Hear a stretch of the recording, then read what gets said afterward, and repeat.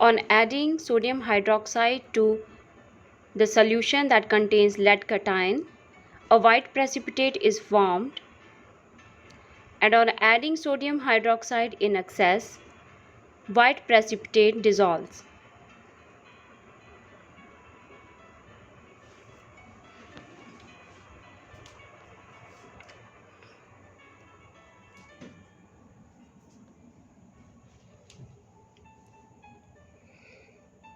Now add aqueous ammonia to a solution that contains lead cation. A white precipitate is formed,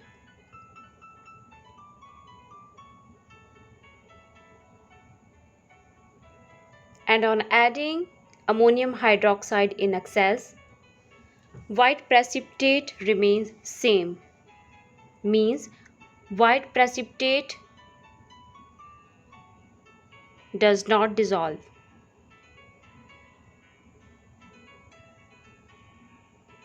Now to a pale green solution that contains ferrous cation, add aqueous sodium hydroxide.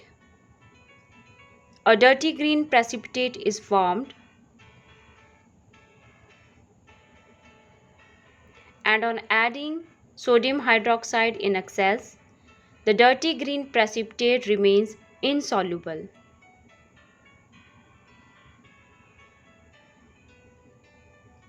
Now add aqueous ammonia to a pale green solution that contains ferrous cation.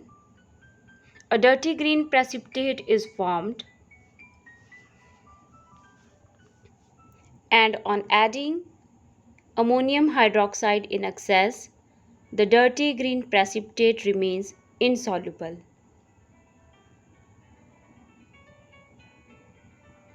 Now add sodium hydroxide to a pale yellow solution that contains ferric cation. A reddish brown precipitate is formed, and on adding sodium hydroxide in excess, reddish brown precipitate remains insoluble.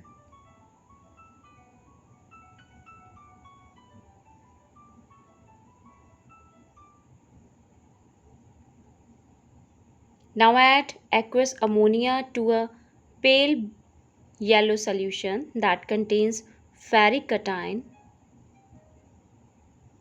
A reddish brown precipitate is formed, and on adding aqueous ammonia in excess, we observe the reddish brown precipitate remains insoluble.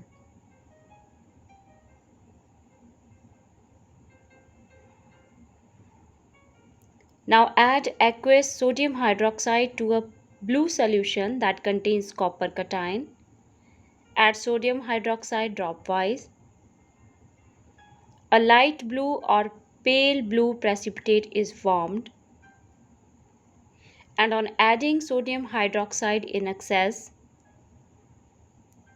the light blue precipitate remains insoluble.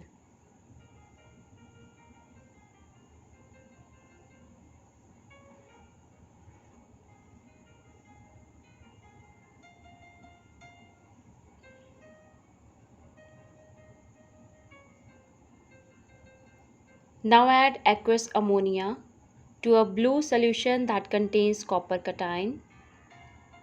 Add ammonium hydroxide dropwise. A light blue precipitate is formed, and on adding aqueous ammonia in excess, we observe that the light blue precipitate dissolves and give a dark blue solution.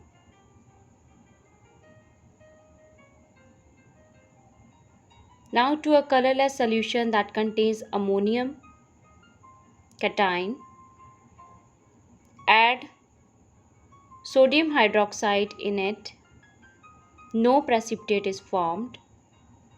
After the addition of aqueous sodium hydroxide, the mixture is heated and the gas evolved is tested with a moist litmus paper.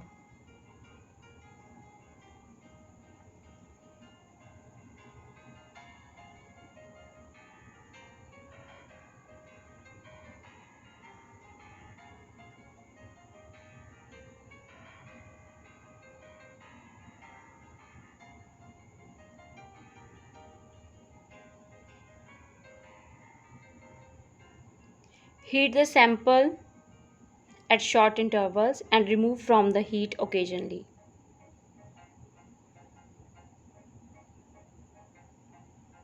We observe that moist red litmus paper turns blue,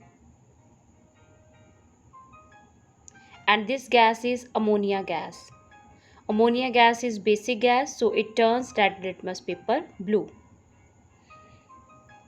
Now add ammonium hydroxide to the solution that contains ammonium salt. No precipitate is formed.